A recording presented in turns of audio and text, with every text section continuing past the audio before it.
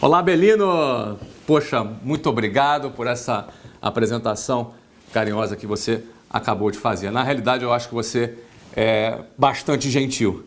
E eu quero aproveitar aqui também para mandar um grande abraço para toda a turma do Grupo Croton Educacional, espalhado por todo o Brasil. Milhares, quem sabe até centenas de milhares de pessoas espalhadas por todo o Brasil. Quero parabenizar a direção dessa organização por esse excelente trabalho, por esse empreendimento incrível que vocês estão desenvolvendo. E você também, aluno, que está aí participando dessa palestra, parabéns pela decisão de buscar mais informações, de buscar se qualificar. Da minha parte também, é um grande prazer, uma grande honra ter sido convidado para dividir com vocês um pouco da minha experiência, daquilo que eu aprendi ao longo dos últimos anos e um pouco também da minha história. O meu objetivo em ter aceitado esse convite é através desse compartilhamento de informações e de experiências, de alguma forma, poder colaborar com essa fase que você está, essa fase tão importante e crucial da sua vida, onde você está se preparando, se qualificando e ainda decidindo para qual direção você vai seguir na sua vida e na sua carreira. Eu espero realmente que a minha experiência seja importante para você e colabore de alguma forma com as suas decisões futuras. Bom, antes de começar a falar sobre a minha história, que é uma trajetória empreendedora, não é? Essa é a minha experiência profissional, ela está toda relacionada, quase que 100% relacionada a uma trajetória empreendedora. Então, antes de começar a falar sobre alguns detalhes dessa minha história, eu gostaria de compartilhar alguns conceitos sobre empreendedorismo que eu particularmente, a forma como eu enxergo o empreendedorismo. Eu gostaria de compartilhar isso antes com você. A primeira dessas características é que todo empreendedor, ele tem uma meta, ele tem objetivos, ele tem sonhos. Sem exceção, todo empreendedor, se a pessoa não tem meta, não tem objetivo ou não tem sonhos, você pode ter certeza, essa pessoa não é uma pessoa empreendedora. Bom, a segunda segunda característica que tem um empreendedor é que ele tem a coragem de assumir riscos. Nós vivemos numa sociedade onde o culto à estabilidade ela é muito difundida, é muito difundido esse culto à estabilidade. A estabilidade ela é uma sensação fictícia. Às vezes você tem uma vida estável, vem um terremoto, vem uma catástrofe natural, não é? Vem uma morte na família. Nós não temos controle sobre tudo que acontece ao nosso redor. Por isso a estabilidade ela não existe. Então, num cenário onde as pessoas buscam um ambiente mais seguro, isso não colabora para essa segunda característica de um empreendedor, é que ele precisa ter coragem de correr riscos. A terceira característica de um empreendedor, ele trabalha duro para concretizar o projeto dele. O empreendedor é aquele cara que é o primeiro a chegar e que é o último a sair. Ele não trabalha por horário, ele não trabalha porque isso é feriado, fim de semana. O empreendedor trabalha focado em sua meta, focado em seu objetivo.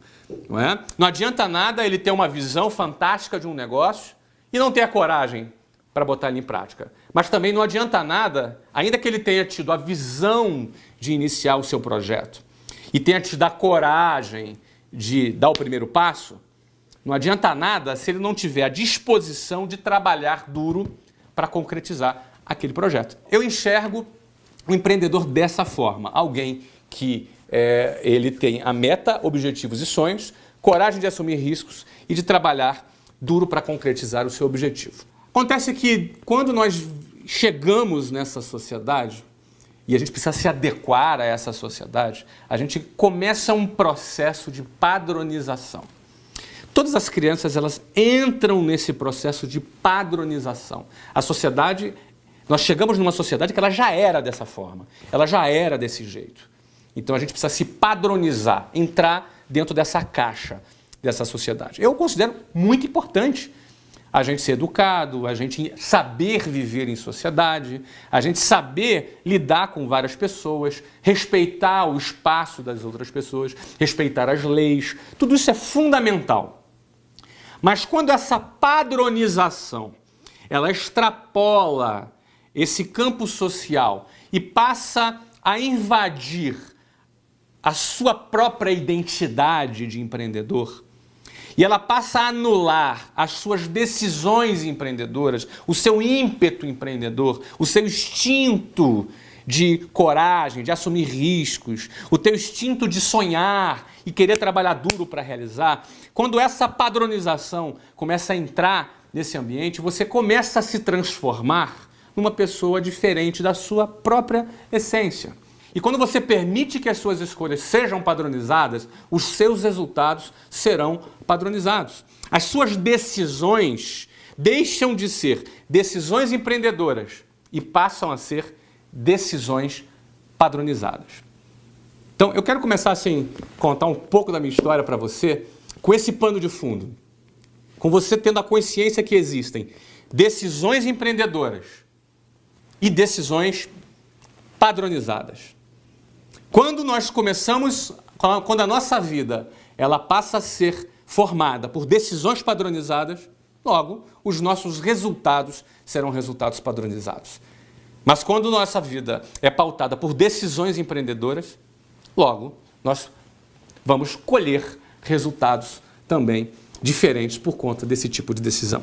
Eu quero começar bem lá do início mesmo, não é? Eu venho de uma família de classe média baixa, minha mãe professora do município, dava aula de matemática em escolas públicas, e meu pai sargento do Exército.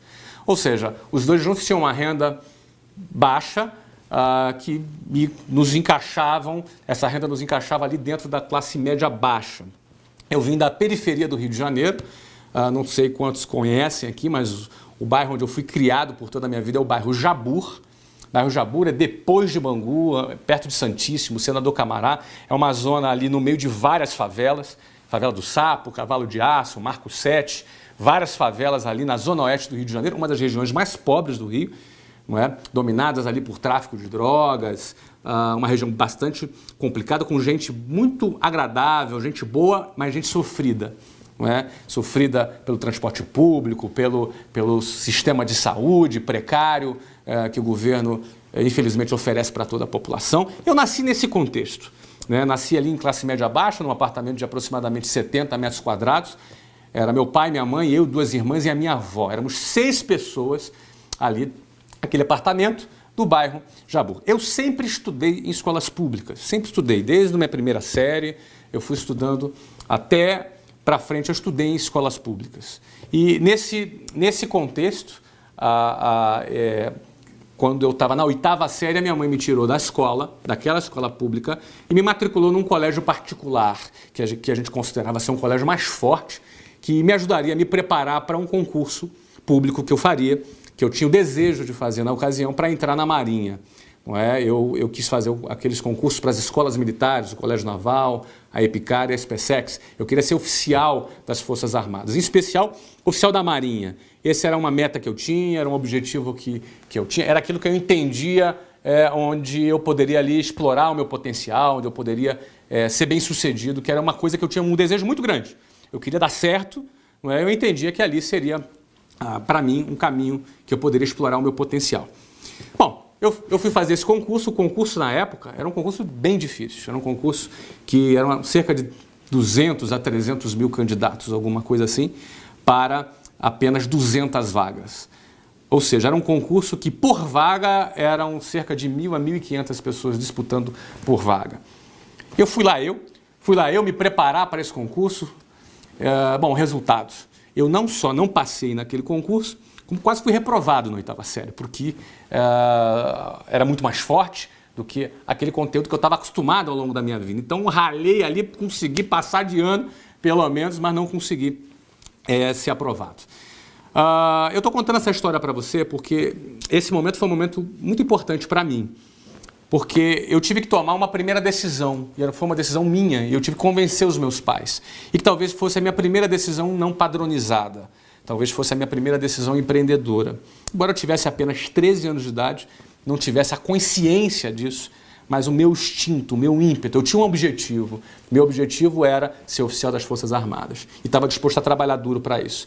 Mas para isso eu tinha que tomar algumas decisões corajosas. A primeira delas foi quando eu não fui aprovado nesse concurso, eu pedi para os meus pais, olha, eu não quero seguir no ensino médio, não quero, eu quero parar esse ano. Porque o meu objetivo é entrar nessa escola para ser oficial das Forças Armadas. Para isso, eu teria que fazer o concurso no outro ano. Aquele concurso acontecia uma vez por ano. Então, se eu entrasse já no primeiro ano do ensino médio, eu já estaria deixando de lado aquele meu objetivo. Porque o Colégio Naval ele é equivalente ao ensino médio, depois tem a Escola Naval, com mais 4 anos, equivalente ao curso superior, e a pessoa sai oficial das Forças Armadas. E era aquilo que eu queria, aquela era a minha decisão, aquele era o meu objetivo. Eu convenci os meus pais a não me matricular no primeiro ano do ensino médio, para que naquele ano eu me dedicasse a estudar mais uma vez para aquele concurso. Né? Eu entendi que se eu me preparasse mais um ano, eu teria muitas chances de conquistar uma daquelas 200 vagas dentre os mais de 200 mil, ou quem sabe 300 mil candidatos. Eu só não me lembro se é 200 ou 300 mil candidatos. Bom, assim foi. Meus pais me deram um voto de confiança, me permitiram que eu fizesse aquilo. Eu me matriculei num curso para me preparar e ralei pra caramba aquele ano. Estudei bastante, estudei como eu não tinha estudado minha vida inteira. Estudei fim de semana, de noite. Eu me superei. Na minha referência, eu acho que eu tinha me superado. Chegou no final do ano, resultado. Qual foi o resultado? Eu não passei de novo. Mais uma vez, eu não passei. Eu fiquei talvez entre os 500 primeiros dos 200 mil, mas isso não era suficiente. Eram apenas 200 vagas. Mais uma vez eu não passei. Eu com 14 anos, eu terminando, não entrei no ensino médio, e com 14 anos eu não fui aprovado. Aconteceu o que talvez muitos temessem. Flávio, mas e se você não passa? Não importa, eu vou me dedicar, eu vou passar. E eu não passei. Eu fracassei mais uma vez naquele ano. Diante daquele resultado, obviamente, que nem eu e nem meus pais ficaram satisfeitos, mas ao mesmo tempo meus pais reconheceram bastante o quanto eu me dediquei. Talvez não o suficiente, mas eles viram o quanto, para um garoto de 14 anos de idade, o quanto eu tinha me dedicado ali naquele objetivo, mas eu não fui bem sucedido. Embora, tendo ficado entre os 500 primeiros, já foi um excelente resultado. O que eu fiz no final daquele ano? Eu falei para os meus pais, eu quero fazer mais uma vez, eu vou fazer mais uma vez esse concurso. Eu vou passar, no próximo ano eu vou passar. Ah, mas você pode então, se matricula no primeiro ano do ensino médio e você, em paralelo, você faz o curso e faz o concurso. Porque se você não passa, você tem pelo menos garantido aqui que você está no primeiro ano do ensino médio, para você não atrasar um ano na sua vida. Não é? E o meu conceito era muito certo, eu era muito convicto. Atrasar um ano na minha vida era eu fazer o que eu não quero, porque eu queria atingir aquilo que eu queria. Aquele era a minha meta, era meu objetivo, era meu sonho. Eu passando naquele ano, não faria nenhum sentido aquele ano, eu teria que voltar igual. Não, mas se você não passa... Não, eu não passa, eu vou me dedicar, eu vou pagar o preço que for necessário. Essa foi a minha decisão. Convenci os meus pais, mais uma vez, disso. Convenci os meus pais. E aquele ano eu falei, não, eu vou estudar 2 vezes. O que eu achei que eu estudei muito, então não foi suficiente. Eu vou estudar o dobro, vou estudar mais. Eu vou pegar pesado, eu vou estudar mais. Eu tinha agora 14 anos. E o que aconteceu? Eu comecei aquele ano, aí estudei mais mesmo, estudei fim de semana, estudei mais. E além de ter estudado mais, eu também já tinha avançado, já tinha aprendido, eu já estava mais tarimbado naquele concurso. Bom, o resultado ao final da minha terceira tentativa, não é, com 14 anos, virando o ano que foi 1988, eu entrei no Colégio Naval, fui aprovado nas três provas, fui muito bem classificado e fui aprovado e entrei no Colégio Naval. É fato que hoje eu não sou oficial da Marinha, você já faz ideia que eu não segui a carreira na Marinha.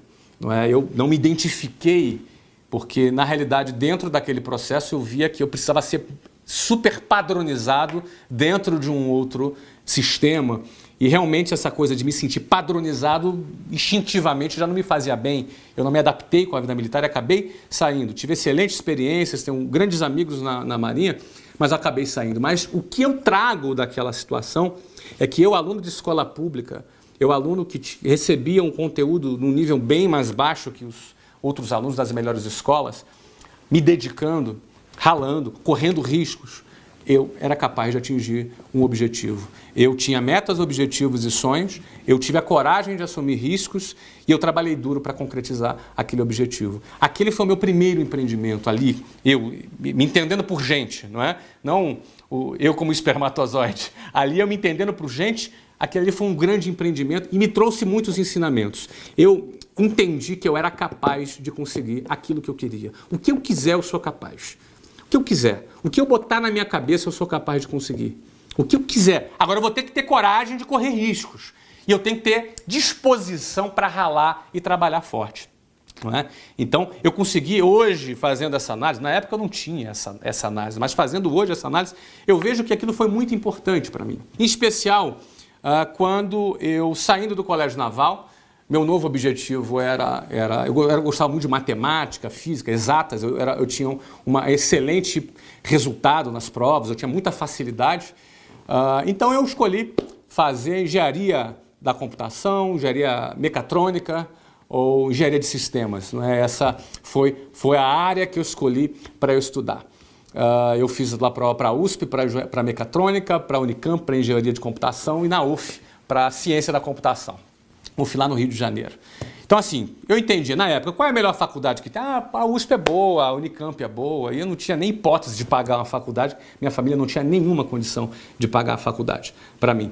Então, eu vou para essas melhores faculdades. Fiz o vestibular no final do terceiro ano, eu saí do Colégio Naval, fiz o vestibular. Foi muito fácil passar em todos os vestibulares, porque eu já estava muito preparado. Toda a preparação que eu fiz para aquele concurso me deu... eu estava preparado o suficiente, passei em todos os vestibulares e estava pronto para ir para a Unicamp, que tinha sido a minha escolha. Eu ia estudar na Unicamp engenharia de computação. E aí uma história de amor começa. Eu conheci a Luciana, eu tinha 18 anos de idade, e a Luciana tinha 15 anos de idade. Ela era linda. Aliás, ela é até hoje. Eu sou casado com a Luciana até hoje. Vamos fazer agora no final do ano, 21 anos de casados. Mas eu me apaixonei pela Luciana. A primeira menina que eu me apaixonei, e eu falei, não, eu não quero sair do lado dessa menina de jeito nenhum. Eu não vou para São Paulo. Eu não vou para São Paulo, eu não vou para a Unicamp. Aí um monte de gente já me chamou de maluco. Você tá louco, cara, vai para a Unicamp, você passou para lá, vai para lá. Não, eu não vou mais. Não vou para a Unicamp, me apaixonei pela Luciana, é do lado dessa menina que eu quero passar o resto da minha vida.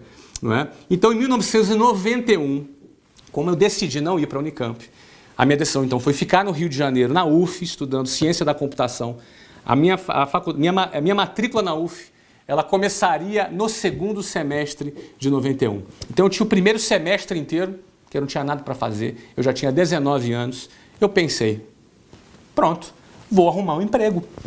Pela primeira vez vou trabalhar, nunca tinha trabalhado. Eu comecei tarde a trabalhar, com 19 anos eu até considero que eu comecei tarde. Mas eu falei, olha, eu vou ter uma experiência profissional. Minha faculdade era de manhã, ou seja, eu não tinha a menor possibilidade de trabalhar, não é? Estudando de manhã, mas até começar a faculdade eu vou arrumar um bico, vou arrumar alguma coisa para eu poder ter pelo menos alguma experiência profissional. Vi um anúncio no jornal e eu falei, cara, tá aqui, ó, esse anúncio eu vou lá. Se eu for selecionado, se eu não for, pelo menos é uma experiência que eu vou ter.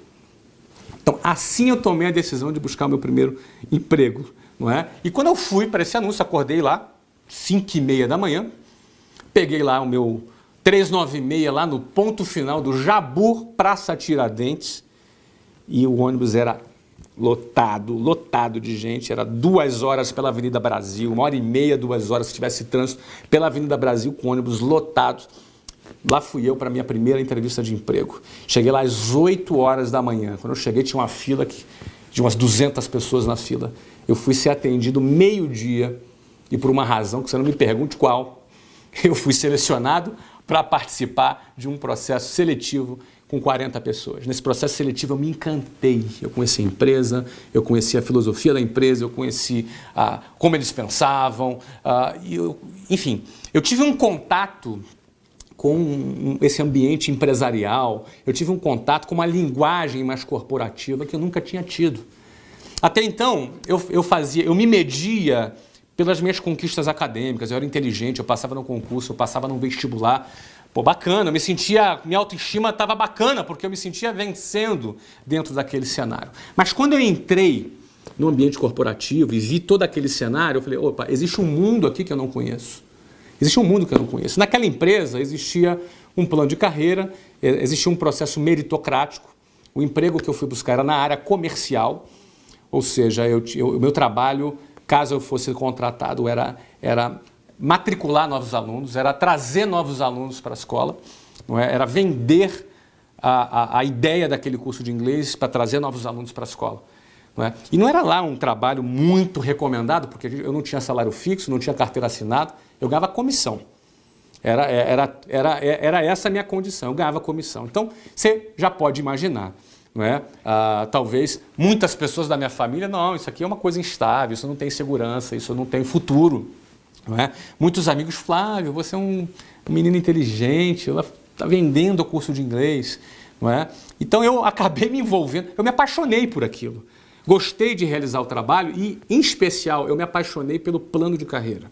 O plano de carreira daquela empresa dizia, ó, se você cumprir tal meta, você vai chegar a um determinado cargo, você vai ganhar tanto. Se você cumprir tal meta, você chega a tanto. Eu falei, cara, peraí.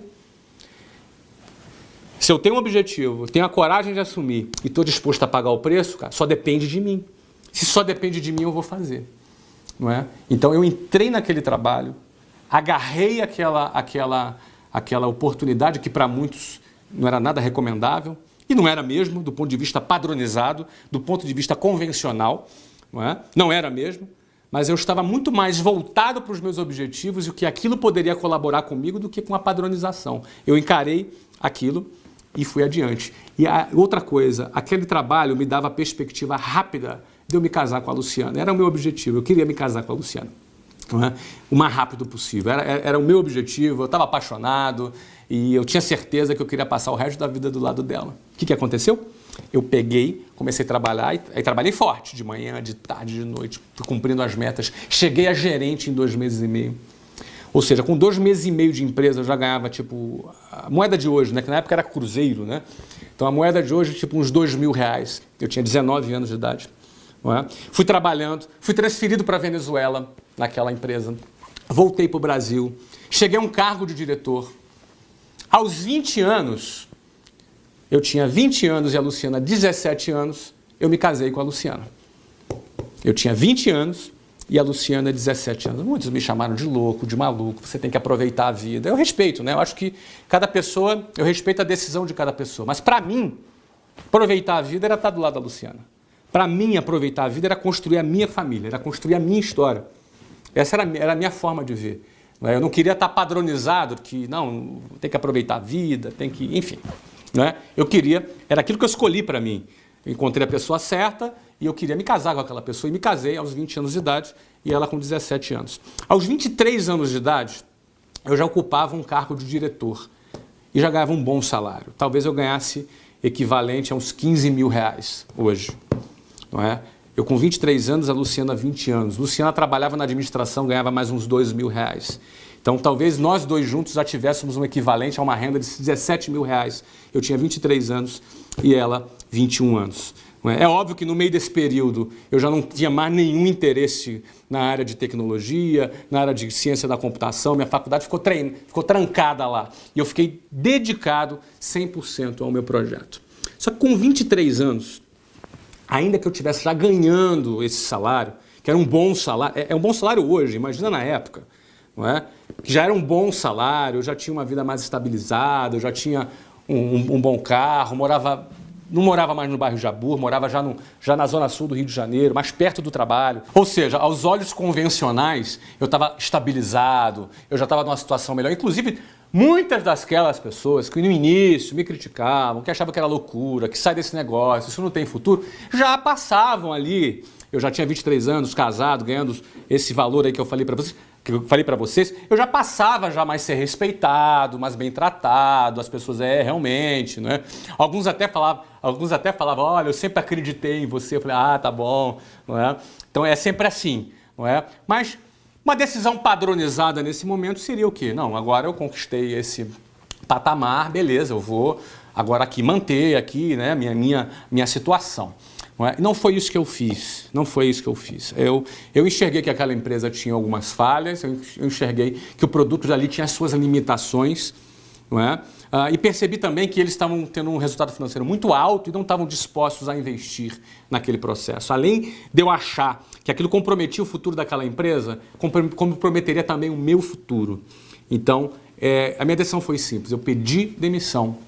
Eu saí daquela empresa depois de trabalhar quase 4 anos, ganhando muito bem, não é, para abrir o meu próprio negócio. Então, no dia 3 de abril de 1995, a primeira unidade, a primeira escola da WhatsApp foi inaugurada no centro do Rio de Janeiro, na Rua da Alfândega, na esquina com a Avenida Rio Branco. Foi a minha primeira empresa, a WhatsApp, que hoje acabou se tornando líder no setor de ensino de inglês para adultos, mas na época eu tinha 23 anos de idade, a Luciana tinha 20 anos de idade e nós fundamos aquela empresa que aquilo ali passou a ser a nossa meta, nosso objetivo e nosso sonho, que era criar a maior rede de ensino de línguas do Brasil para adultos. Essa era a nossa meta, não é? Então, nós... e além dessa ser a nossa meta, nós tivemos a coragem de pedir demissão e sair daquela empresa, sem nenhuma garantia. Simplesmente nós pedimos demissão e saímos. Nós já éramos casados, tínhamos aluguel para pagar, tínhamos contas para pagar, tínhamos responsabilidades para pagar, mas nós tínhamos uma meta, um objetivo e um sonho e reorganizamos a nossa vida, reduzimos nossas despesas, peguei meu carro bacana, vendi, peguei um carro mais simples, não é? Então, reorganizamos a nossa vida para iniciar um novo projeto. Nós tivemos a coragem de iniciar esse novo projeto e eu me dispus a ralar, a trabalhar da mesma maneira que eu estudei para passar naquele concurso quando eu tinha entre 13 e 15 anos de idade. Era a mesma coisa, era o mesmo DNA, era o mesmo conceito. E eu acreditava que eu era capaz de fazer. Não é? Podia estar tudo errado. Eu podia me endividar todo. Podia. Não tinha nenhuma garantia. Mas eu planejei e nós tivemos a coragem de meter a mão na massa. Eu digo isso porque para montar uma escola, naquela época, você precisaria de uns 180 a 200 mil reais. Eu não tinha esse dinheiro. Nem meus pais poderiam me ajudar, porque meus pais não tinham a menor condição. O apartamento que eles moravam custavam cerca de 30 mil reais, ou seja, praticamente não garantia nenhum aluguel. Não é? Então eu tinha ali um desafio pela frente. Em primeiro lugar, eu tinha que alugar um imóvel. E o imóvel para uma escola, eu precisaria de pelo menos uns 400 metros quadrados bem localizados. Nós alugamos um imóvel na Avenida Rio Branco, ali na esquina na Rua da Alfândega, esquina com a Rio Branco, de 437 metros quadrados. Eu tinha que achar um louco que ao ouvir a minha história de um moleque de 23 anos de idade, que o cara acreditasse e alugasse o imóvel para mim. Você sabe que isso não é fácil. Até para você alugar um apartamentozinho pequenininho, te pedem trilhões de garantias. Eu levei muitos nãos. Levei não a imóveis, imobiliárias, que não deram nem atenção para mim. Até que eu achei um maluco, um louco, que ouviu a minha história, acreditou e alugou o imóvel para mim. Eu tinha um amigo que ia ser meu sócio e tudo que ele tinha que fazer era vender um Voyage, na época ele tinha um Voyage 86, era um carro já velhinho já, para ser o meu sócio. Uma semana antes ele amarelou, ficou com medo de perder o Voyage dele. Ele amarelou e falou, Flávio, não vai dar, saiu fora, eu fiquei sem dinheiro e agora o que eu vou fazer? Fui lá conseguir 20 mil reais, 10 mil no meu e 10 mil no da Luciana. 20 mil reais no cheque especial, pagando 12% de juros ao mês. Isso não é nada que eu recomende para ninguém, mas foi o recurso que eu tive para poder iniciar o meu negócio. E é óbvio, 20 mil reais não era suficiente, né? Porque logo no outro mês tinha que pagar salário, logo no outro mês tinha que pagar aluguel, tinha que pagar energia, todas as despesas, não é? De 20 funcionários que inicialmente a escola teve. E aí, o que contou? O meu trabalho e a disposição de trabalhar. A gente tinha que vender, a gente tinha que captar novos alunos, a gente tinha que prospectar novos alunos. Né? Com o dinheiro da matrícula, com o dinheiro das mensalidades, eu tinha que pagar todos os meus compromissos. Aí, e se não captasse aluno? E se não tivesse dinheiro? Não tinha dinheiro para pagar? Simples assim. Mas na minha cabeça não existia essa possibilidade. Pode parecer estranho para você, mas eu já trabalhava há 4 anos nesse trabalho de prospecção de novos alunos. Eu estava bastante confiante que eu era capaz de fazer isso. E nós fizemos. Nós colocamos mais de 1.000 alunos na primeira escola, né, que foi mais do que suficiente para poder a gente pagar todos os nossos compromissos e ainda aos 9 meses, maio, junho, julho, agosto, setembro, outubro, novembro, dezembro, 8 meses. 8 meses mais tarde eu abri a segunda escola. Nós abrimos a segunda escola em São Paulo, dessa vez na Avenida Paulista, um dos metros quadrados mais caros do Brasil. Ou seja, pelo menos 4, 5 vezes mais caro o aluguel lá na Avenida Paulista do que nessa da Rua da Alfândega. Também não foi fácil achar um maluco que alugasse um imóvel para um moleque de 23 anos de idade, não é? Que tinha um projeto, que tinha uma escola no Rio de Janeiro, já tinha uma história, mas não importa, eu estava chegando em São Paulo E a gente escolheu a Avenida Paulista porque ali estava o nosso público, público adulto. Pessoas que precisavam aprender inglês mais rápido, por razões profissionais. Era naquele ponto que a gente queria. Foi ali que a gente planejou. Encontramos um outro louco, alugou um imóvel para nós e botamos mais de 1.500 alunos no primeiro ano. E essa escola foi uma das escolas que gerou mais receita para a nossa rede. Nós chegamos a faturar $500 mil por mês nessa escola, que foi onde nós geramos caixa para a expansão da nossa rede nos 3 primeiros anos. Nos 3 primeiros anos, ou seja, entre 1995 e 1998, nós abrimos 24 escolas próprias. Eu e a Luciana abrimos 24 escolas. Rio de Janeiro, São Paulo, Goiânia, Salvador, Maceió, Belo Horizonte, Curitiba, Porto Alegre, enfim.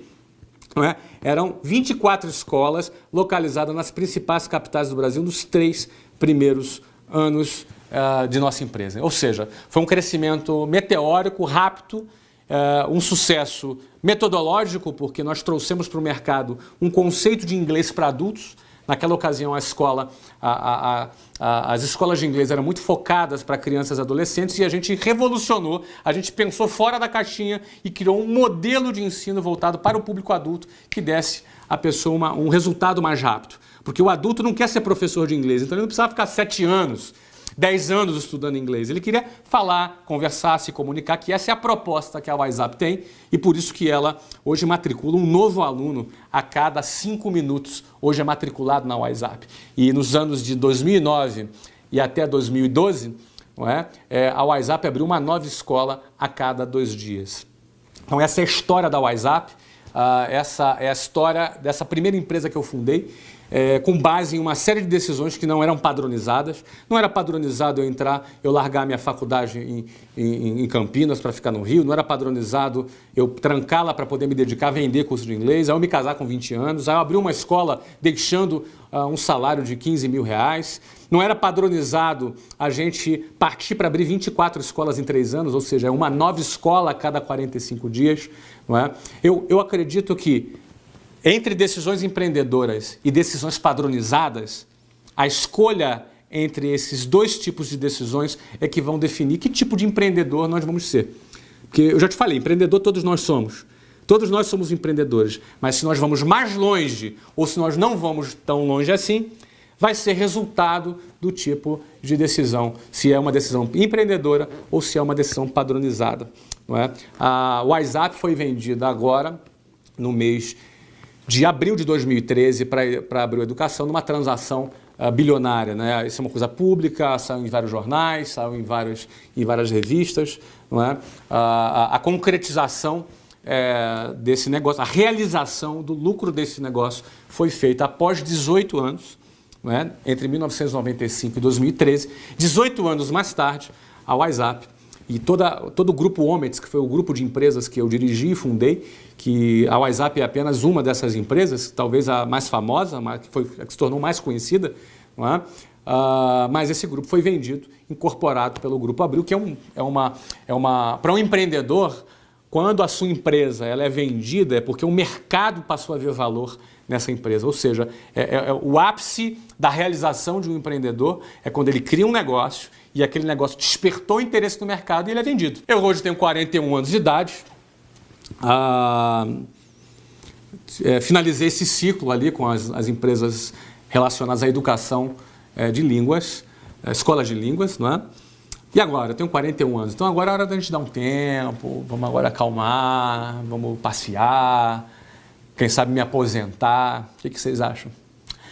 Tem uma outra coisa, empreendedor nunca se aposenta. Empreendedor é um cara que gosta de viver, gosta de realizar, entendeu?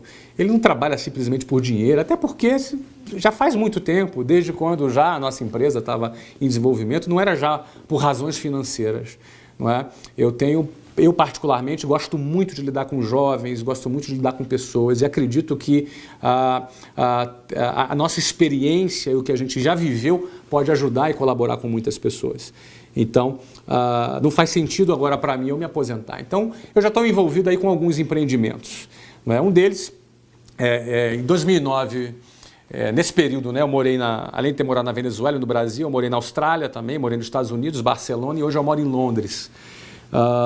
E desde Londres de lá de Londres, eu comando os novos negócios que eu acabei me envolvendo nos Estados Unidos e no Brasil.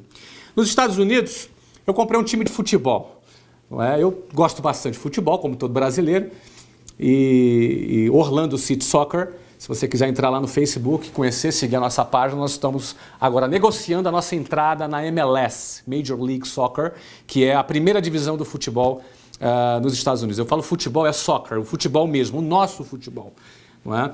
Talvez muitos pensassem, nossa, o cara vai investir em futebol nos Estados Unidos, onde o mercado não é tão desenvolvido. Bom, pois é lá mesmo que o empreendedor quer investir. É lá mesmo onde o esporte não é desenvolvido, onde o empreendedor ele quer entrar. Lá nos Estados Unidos, um clube é uma empresa. Então, assim, muitas às vezes me perguntam, cara, tu é flamenguista, por que você não investe no Flamengo? Eu não posso comprar o Flamengo, não é? O Flamengo é um clube. Lá nos Estados Unidos, os clubes são empresas. Então, eu comprei um clube de futebol. Nós estamos entrando na primeira divisão do futebol lá nos Estados Unidos em 2015. Vamos levar uma grande estrela brasileira para jogar. Não é? E minha meta nesse clube, meu objetivo, o meu sonho é construir uma marca global de futebol. Assim como Manchester City, assim como Chelsea, assim como, enfim, como Flamengo, como Corinthians, como, enfim. Não é? Nós vamos construir uma marca global de futebol e onde dentro de um mercado onde atualmente, só para você ter ideia, os torneios nos Estados Unidos já têm 50% mais público do que o Brasil. Pra você ter ideia, a média do campeonato carioca nos estádios é de 2.300 torcedores por jogo. A média do campeonato paulista é de 5.000 torcedores por jogo. A média do campeonato brasileiro, que é o principal campeonato no Brasil, é de 12.000 torcedores por jogo. É óbvio que tem jogos com 50.000, mas na média, 12.000 torcedores por jogo. Lá no Brasil, aqui, só para você ter ideia, lá nos Estados Unidos, a MLS tem uma média de 18.500 torcedores por jogo. Ou seja, a média de público nos Estados Unidos já é 50% maior do que aqui, no país do futebol, do Campeonato Brasileiro. 3,5 vezes maior do que o Campeonato Paulista, 9 vezes maior do que o Campeonato Carioca. Então, o futebol nos Estados Unidos está explodindo.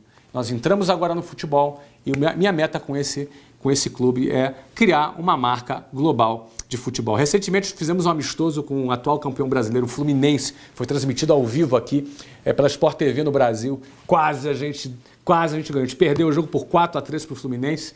Foi um jogo bastante interessante. Esse é um dos empreendimentos que eu estou envolvido. Um segundo empreendimento que eu estou envolvido é o Geração de Valor. Talvez alguns conheçam, talvez outros não conheçam. Eu convido a você para visitar canal Geração de Valor no Facebook, facebook.com/canal Geração de Valor. Eu diariamente atualizo esse perfil. Eu pessoalmente tenho esse perfil com a finalidade de compartilhar minhas experiências, compartilhar conhecimento, encorajar e desafiar pessoas a acreditarem no seu potencial e a empreenderem. Só para você ter ideia, nesses últimos 24 meses eu fundei esse canal, criei esse perfil e comecei a escrever.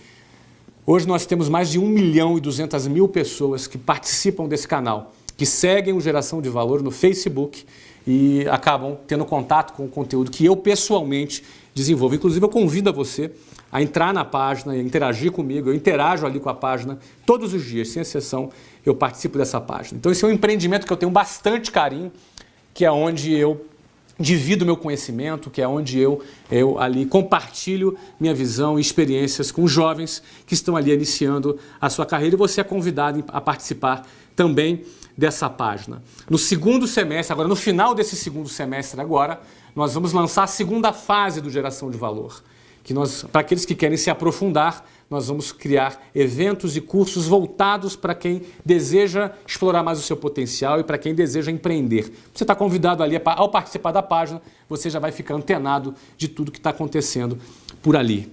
Não é? E tem mais novidades, tem mais coisas que eu ainda não anunciei e que em breve vou anunciar a respeito dos meus novos empreendimentos. Mas o que eu quero deixar aqui registrado para você é que eu venho de família de classe média baixa, eu venho de escolas públicas, tá? Eu não tenho QI, quem me indique, eu nunca tive nenhum favorecimento, nunca fiz negócios com o governo, aliás, não quero, nunca fiz e nunca pretendo fazer negócios com o governo, não é? Então, eu entendo que eu não sou melhor do que ninguém. Eu passei 2 horas, de 2 horas para ir, entre 2 horas para voltar, 4 horas por dia amassado dentro de um ônibus ou dentro de um trem para ir e voltar do meu trabalho, mas com uma meta, com um objetivo e com um sonho. Eu não sou melhor do que você, eu não sou melhor do que ninguém. Não é? Eu acredito que quando você tem uma meta, um objetivo e um sonho, quando você tem a coragem de assumir riscos e está disposto a trabalhar forte, quando você, acima de tudo, você abandona o padrãozinho, abandona aquela caixinha, não é? Abandona aquela maneira, não é? Você rejeita aquela forma convencional e padronizada que te foi apresentada. Um novo cenário abre para você, não é? Você passa a acreditar que você é capaz de realizar. E quando você acredita, quando você sonha e tem coragem e está disposto a trabalhar, as suas chances de vencer, elas aumentam muito mais. Então, a mensagem que eu quero deixar para você é que acredite no seu potencial. Tá? Não se intimide com as chacotas ou com as críticas. Não é? Tenha coragem de pensar fora do padrão. E se faz muito tempo que não estão te chamando de louco, é que você deve estar errando alguma coisa. Porque todas as vezes que você resolver sair do padrão, você vai ser criticado, vai ser chamado de louco. Acho que o Brasil, o mundo precisa de novos líderes, pessoas corajosas que sejam dispostas a fazer a diferença. Em todos os setores da sociedade, inclusive na política, inclusive no setor empresarial, no setor das organizações não governamentais, no setor social. Não é?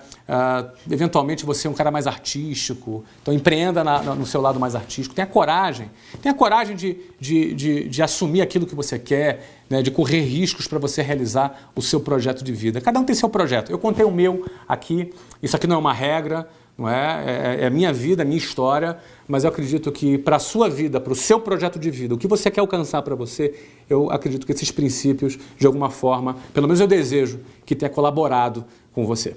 Tá legal, gente? Pessoal, um grande abraço, um prazer imenso aqui ter investido esse tempo junto com vocês. Eu desejo tudo de melhor, todo sucesso para você na sua carreira. Um abraço.